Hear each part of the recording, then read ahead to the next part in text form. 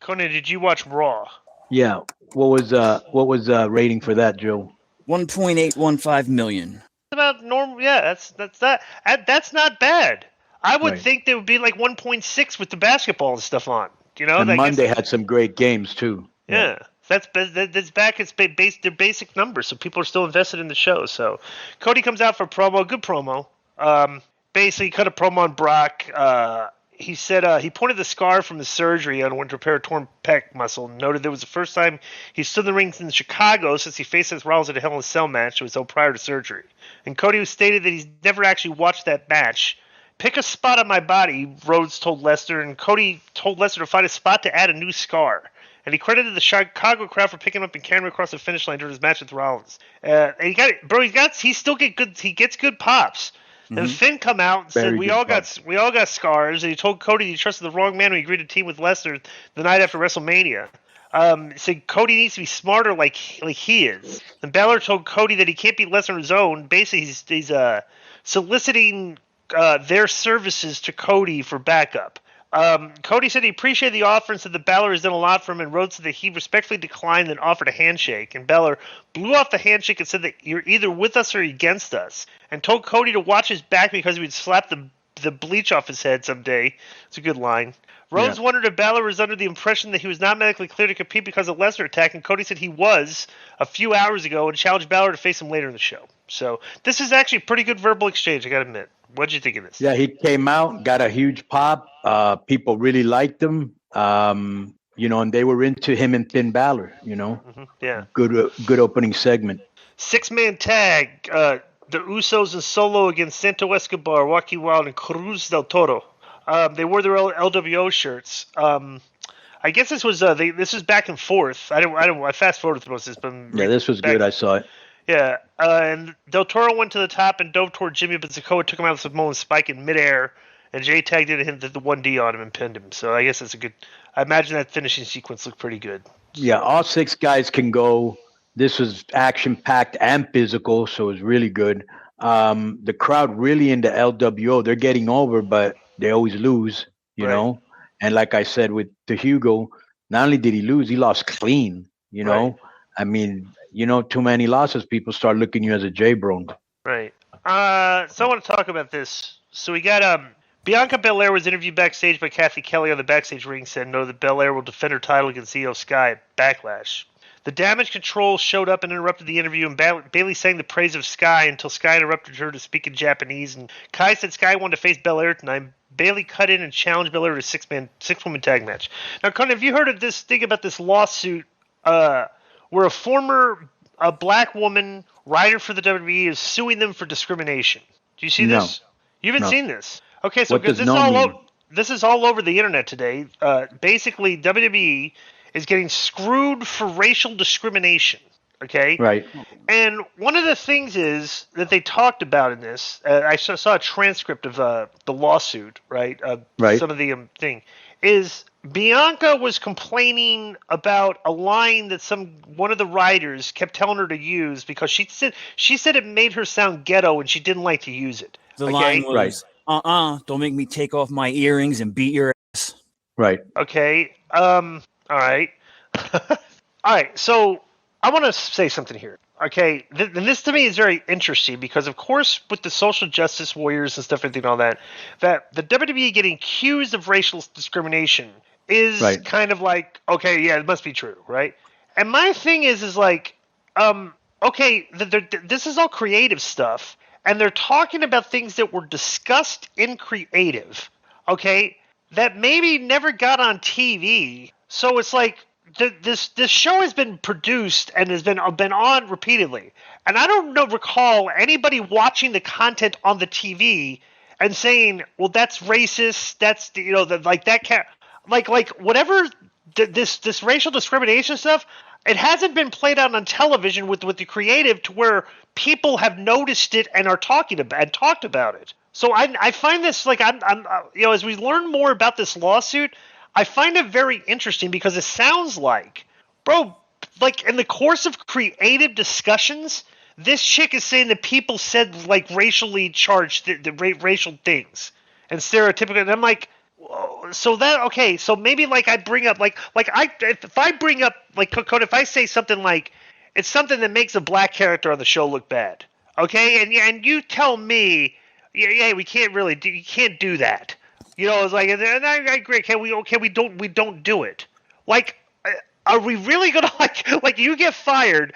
Now you're going to sue us, and you're suing me for bringing up an idea for an angle that we didn't do, and it's I don't know. It's just a really weird Pandora's box being open here. The thing is, I'm reading this here, right? Right. And so it's don't make me take off my earrings, because you've seen that in so many movies, and it's so right. It's kind of ghetto, and probably these white guys are watching movies. Oh, that's kind of funny. Let's have her say it. And she's like, all that. I don't want to look like that. But then there's another thing here where they wanted. I don't. Who's Abrams? Who's that? Joe. That's the woman that's suing. Okay, so they wanted to do this Muslim angle between. I didn't even know Aaliyah was okay. Yeah, I didn't know she was Muslim. Yeah. Okay. Yeah. So basically, that there was this big secret. The secret is he's behind the 9/11 attacks. As a Muslim, you don't want to be. You don't want to be part of that. Okay. I'm aware of that. Let me just go ahead. Okay. Then there's another one here where I think there were 3 that I read. But I want to bring a point. Yeah, there was. Here's the one. Reggie. Let me finish. Reggie, who I'm glad he's not there anymore, was supposed to be dressed in drag while people were hunting him down. That's kind of racist there. Okay. But did any of this stuff get on television? No. No, but I think. So I think that's right. Let me finish, dude. Go ahead. But I think the thing is that there's a pattern of insensitive racist, and that's what she's probably arguing. She's saying, "Look, this happens a lot, and may or it may not. Who knows if she's lying? But if they bring Bianca to testify and they bring these other people to testify, I wonder if Bianca will testify and maybe get fired, or maybe they won't fire because they make her look good, or maybe they'll de-push her. There's so much going on here, but the best way to find out is taking this to trial." Okay, when I sued, let me just say this. When I sued TNA for racial discrimination, they did not want to go to trial because they would have been buried big time. Okay, but let me ask you this. Well, it says here, just real quick, DI, it says here she was fired last year after WrestleMania for bringing a commemorative chair home. And, of course, her position seems to be, hey, because I spoke up about this racial environment that I wasn't comfortable with, that's why I got fired. But yeah, and she said a year to sue as well. No, not even that.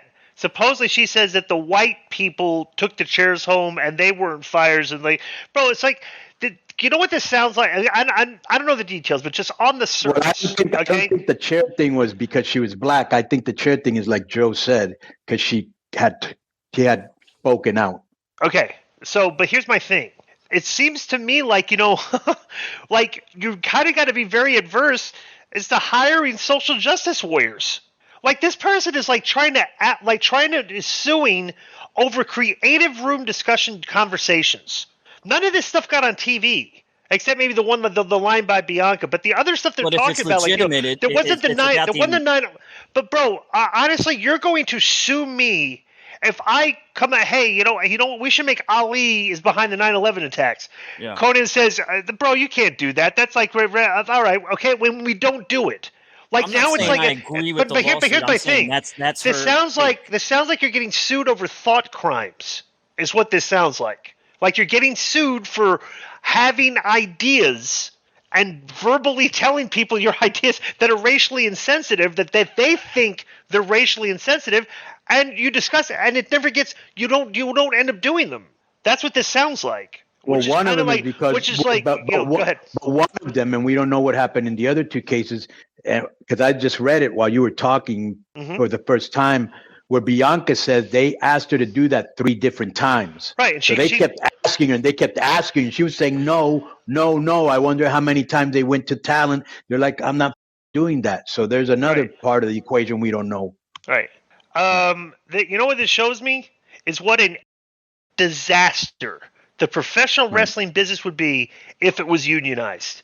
Because then all of a sudden now, like everybody would have to worry about what they say, what they do. It's just like there'd be like all this, like bro. It's just like don't say stupid racial shit, dude, and you won't have that problem. Now, I'll give you an example. When I was in Impact, your friend and mentor Terry the Stooge Taylor, he once wanted me to do a he wanted me to do an angle.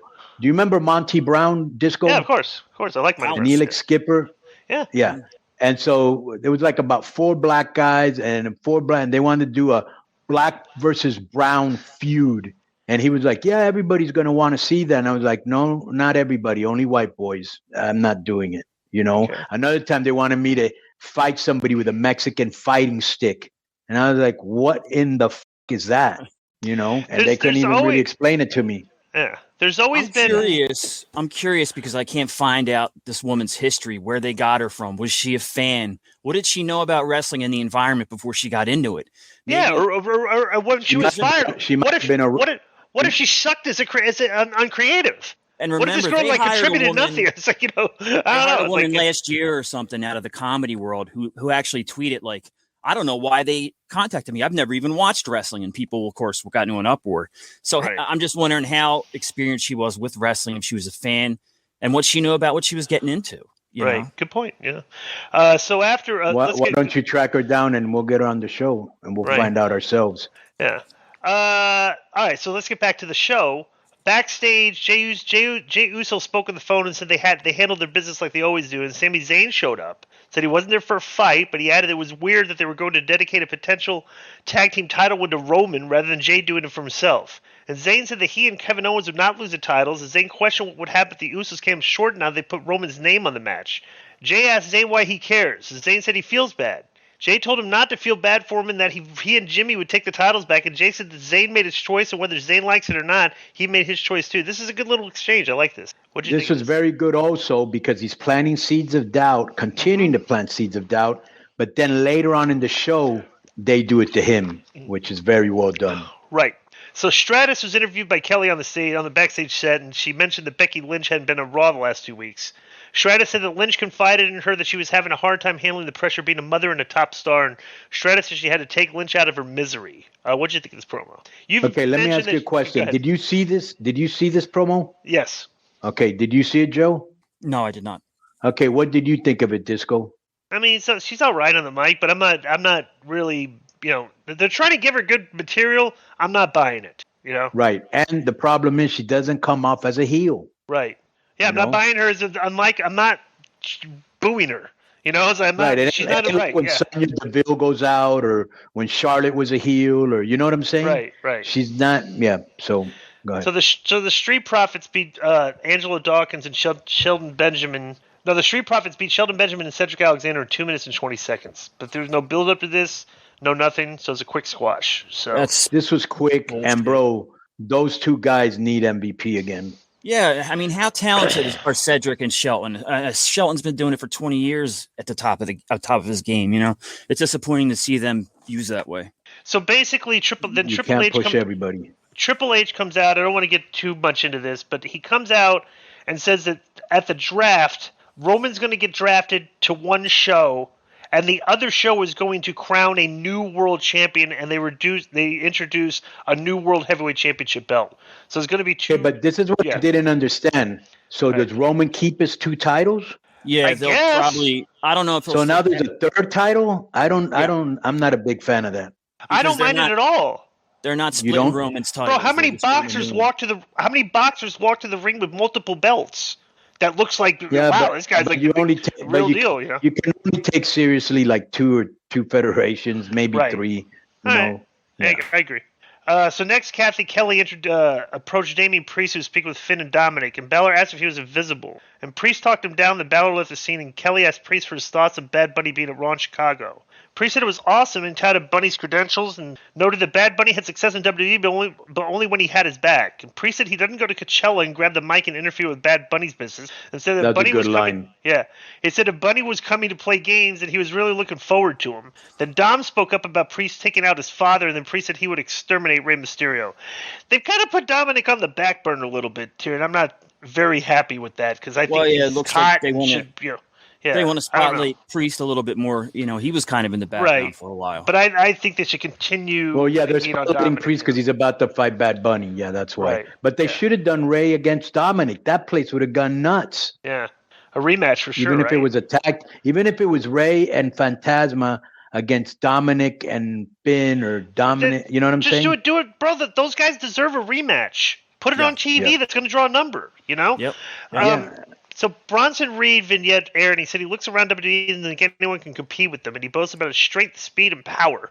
He said even if they can compete with them, they all want to be nice guys. He said he could take selfies, sign autographs, kiss babies, but they won't measure up to him. But it's just a classic heel promo 101, so it's just, whatever. Right. In a backstage, so the Usos sat on chairs while Sikoa stood behind them, and Jimmy spoke about how they would have a super kick party on Friday. Jimmy dubbed himself the main event Jimmy Uso and right-hand man Jimmy Uso. Jay didn't look pleased, and Jimmy called him on it, and Jay wondered what would happen to them if they failed to retain the tag titles on Friday. And he told Jimmy that he spoke with Zayn, which upset Jimmy, who shot up out of his chair, and Sikoa put his arm out to calm down Jimmy, and then said they would win the tag belts for the Bloodline and the Tribal Chief, and then Jimmy got pissed off and left the room. So this is good stuff. This was great. Yeah. Because now there might be dissension between the brothers. Right. So Bianca, Raquel, and Liv against Damage Control, and the baby faces go over when Belair pins Bayley. I didn't care to see this. Let me just say this, and I might be in the minority on this, but you guys write me in and let me know. I think they should break up both women's team. One is Brutal Bob Evans, which is the Damage Control, right? With Mike Pence and Melania Trump like charisma. And the other team just seems so random. Like they just threw, like it was almost like, okay, we got to find something, Raquel. Got to find something for Liv. I know. Let's put them together. And win the belts. And give them the belts. Yeah. And that's to give them a little credibility. Right. And the smiling and that lap pose that Raquel does. And I met her, very nice girl. But bro, that's hokey and corny. Is that the same thing, Joe? Hokey and corny, or no? Kind of, yeah. All right. Well, then corny and cheesy. That might be the same thing too. Theory comes out for promo. Welcome to everybody, Austin Theory Live. Said his experience everyone wants to be a part of. He pointed the championship belt to ringside, said it would end up around his waist. He said Theory said Triple H said the title should be earned, and he's earned it. Got a lot of "you suck" chants. Theory acknowledged it and said he's the guy who pinned John Cena at WrestleMania, and the fans responded with a "you tapped out" chant. And Theory said they were watching the greatest of all time. He's getting good heat for this promo, by the way. Bobby Lashley came out and made his entrance and slapped hands of the fans, and Lashley walked by the new championship belt and ignored it while getting a microphone. He referred to Theory as kid, said the only problem he has with him is he's holding his title. Lashley asked Theory when he would start stepping up and accepting every challenge that comes his way if he wants to claim he's the greatest U.S. champion in history. Lashley says he's been in the ring with Theory and knows how tough he is, but he doesn't think he realizes it. And Lashley asked Theory if he was lazy and doesn't want to work or he's just scared. Lashley said Theory should welcome every opportunity to fight for his title just as he would. And Lashley said he requested the triple threat match for WWE Backlash, and Theory asked where Lashley's WrestleMania match was. He said he should knock Theory's teeth down his throat for saying that.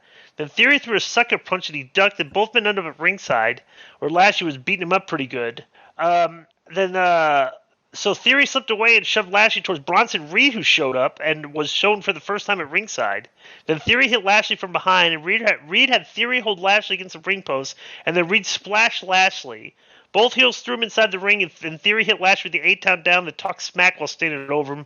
And Reed ran into Theory and knocked him down before performing a senton. And Reed went up and performed the tsunami splash on Theory. And Reed picked up the title belt and held it while standing over Theory, so that was actually pretty good for Reed, where he basically turned on every. They're obviously having a triple threat. So, did they announce? I don't know. Yet? To me, they might as well. But I think that Austin's. I don't know. To me, and I might be wrong. He's lost a lot of steam for as much time as they push him and time invested. That he's always getting beat. He's always getting. Left laying, and this was no exception, bro. Bronson hit him with a full-on senton. I mean, usually when you do a senton, the guy lands on his ass to protect you. No, he put all his weight on him and then splashed him. Oh my god! Yeah, it says here on Wikipedia anyway that they did announce that triple threat for Backlash for the U.S. title. Okay, so footage here from earlier in the day with Rick Boogs and Elias talking about the draft, and Gable explained that some wrestlers are eligible to be drafted night 1, while others are eligible for night 2. And Gable said you have to make sure that you and your tag team partner are drafted together, you can be split up. Then he introduced Otis and said he made sure they would be drafted together. Then Maxine Dupree showed up and said she made sure that she goes wherever Otis goes. And they bickered until Mustafa Ali showed up, and Ali said they all need a more positive attitude about the draft. And Ali spoke about how Gable could reach his full potential and become the new world heavyweight champion. And Ali said that would be the end of the Alpha Academy and life as they know it. And Ali said Gable would be a loser, just like he would lose their match later. And Otis interrupted and said Gable would show Ali a shakedown. There's all the jabroni characters. So then they'd go to Chad Gable versus Mustafa Ali. Whatever happened to Rollins and Positive Ali? I don't know. So Mustafa Ali defeated Chad Gable in 1 minute and 50 seconds. Yeah, so he got a win in his. Wow, no, this is big, bro. That was his hometown. Wow, that is shocking. That is big. And Mustafa Ali went over in his hometown. That's like. Let me just say what popped me about. Let me tell you what popped me about this match. This was quick, but everybody beats Gable. But this guy acted like he won the lottery. I would like. Right. Yeah. So next is what we got next here. Seth Rollins comes out for promo. He played to the crowd. So one people what they thought about his WWE Backlash match against Omos. Fans booed. Rollins said they could believe it. Something bigger's caught his eye. And Rollins looked down at the World Championship belt. He asked Chicago, "Are you just saying? Are you deserve it?" Champ broke out, and Chicago asked, "Are you just saying that because I'm a Bears fan?" That was actually a pretty funny line. Rollins recalled Triple H appearing on the show and said that he said some very nice things about Roman and listed some of the people he's beaten, but he said his name was not on that list. This is an opportunity for us to fight, opportunity for us to push the industry forward. Basically, talked it up. His match against Reigns, but then Omos came out dressed in a suit, had MVP with him. MVP said in his estimation, Rollins was one of the most impressive superstars to grace a WWE ring, and they entered the ring, and MVP said Rollins had accomplished nearly everything there was to accomplish. He said Rollins is brilliant despite his fashion choices. That was a good line. MVP said he would caution Rollins against making predictions about his future because he might not have much of one after he faces Omos at Backlash. And then Rollins looked up at Omos, who took a step forward, and then Rollins said thank you, then paused while the fans chanted his entrance theme. Rollins said she should be afraid of Omos, but he's not. He said he would make Omos famous by giving him the match of his life, and Rollins said he would bounce Omos' head off the mat, and then an arena filled with people would be singing his song. And they sang his song as the segment ended. What did you think of this? It's a good promo, I thought. This is a good build-up for a match that nobody wants to see, you know? Well, not only that, why are they wrestling? Where was the angle? Where did Omos attack him? This was like made out of the blue. It was. Much, so yeah. that's, I don't know. And let me just say this. I think I've seen, and Omos has been there at least 2 or 3 years, right? 2 years for sure, right? Yeah. Right. I think I've seen him in maybe one good match. If he can't get at least a decent match out of Rollins, maybe no one might be able to. Right. So next was backstage. Matt Riddle was talking Owens' ear off, and Owens is the expression on Owens' face is pretty funny, you know. That was so funny. then Sami Zayn arrives, and Owens demanded to know where Zayn and Ben were, indicating that Riddle had been driving him nuts. Then Zayn explained that he spoke to the Usos, and Owens questioned why he's still doing this. He said the Usos deserve whatever happens to them after they beat them on Friday. And Zayn tried to speak, but Owens told him no and walked away. And then Riddle told Zayn that he knew exactly what Zayn was going through. And Zayn questioned how that could possibly be, and Riddle spoke about his history with RK Bro. Then Riddle told Zayn that they were bros and everything would be cool, win, lose, or draws, and Zayn thanked Riddle. I'll be honest with you. This storyline is trending. I think the fans want Jey Uso and Sami to be a team. And I think they're driving the storyline towards getting there. What do you think of that? Yeah, I do think that. I think that's what the fans want to see. How about this? I'm going to switch it on you. What happened if Kevin Owens loses it and he becomes tag team partners with Jay? So is Solo. Solo. You know, like even like them being like badass, guys that beat people. Yeah, I could absolutely see that. Because I think that's what the fans want.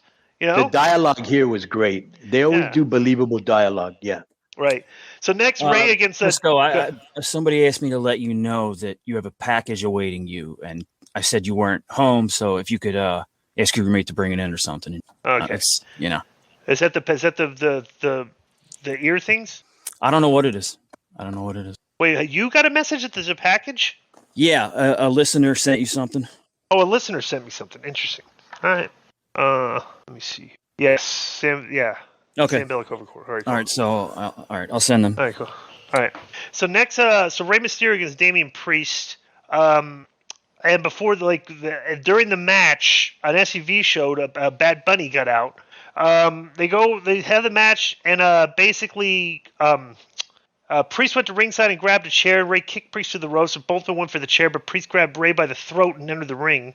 Then Ray broke free and ended up hitting the 619 and went up top, but Priest threw the chair at the head of Mysterio for the DQ. It's kind of weird they did that. I thought there would be more. I thought that was kind of anticlimactic and kind of a cheap way out, I thought. Yeah. Right. So as a DQ, Priest gets heat on him after the match, and Bad Bunny comes out with the kendo stick, and Priest jawed at him. Then Bunny entered the ring with the stick, and Priest approached Bunny, who hit him in the gut with the stick. Then Bunny blasted Priest with a few more kendo stick shots. They headed to the ringside, and Priest grabbed Bunny by the throat while standing at the broadcast table. Bunny was able to hit him with 2 more kendo stick shots, and Priest fled over the barricade and was next shown standing on the stage while Bunny stood on the broadcast table and played to the crowd. And this is how it ended, and he got a good pop. What did you think of this? Yeah, Bunny was believable with those kendo sticks, which made it really nice. And I just still cannot believe that they didn't do Priest and Ray versus Dominic and Bunny. Yeah. Yeah, they should have done that. Or they could. Yeah. They still might. Or they might interfere. They might interfere. Yeah. All right, so that's our Raw review.